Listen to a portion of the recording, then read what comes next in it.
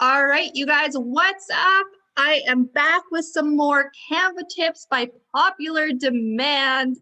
If you are not a subscriber on my channel, make sure you subscribe. I'm going to be coming out with a lot more Canva tips for you. I am on fire right now, and I just want to create all the things. So let's get started.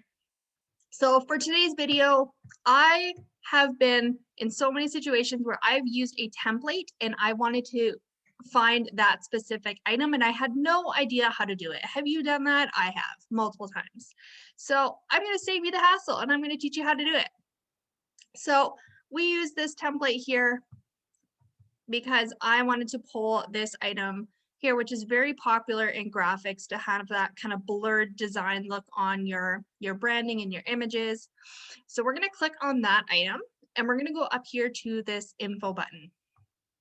And what's going to happen is it's going to show you all the information on this specific item. So you have, this one is titled Blurred Circle Gradient, orange pink. You have the brand artist. You have all the keywords. So if you wanted to find similar images like that, you could search blurred circle gradient. We can add it to our likes folder, which I already did it because I love this item. Hey, go away. There we go. So we'll add this to our likes so it's easy to access for the next times we want to use it. You can view all your likes here, and that's over just on the left side of your menu. You have likes at the bottom. So quick, easy way to access it. The other way that you can do it is if you really like that item and you want to find more that are similar to it, you can click on see more like this, and that'll bring up some similar varieties. Those aren't really similar at all, but okay. Way to go, Canva. All right, so back to info. So the other thing that you can do, if you really like that artist and that brand, you can click on view more, and this will bring up their brand. Oh my goodness, okay. It's not what I want. Let's try this again.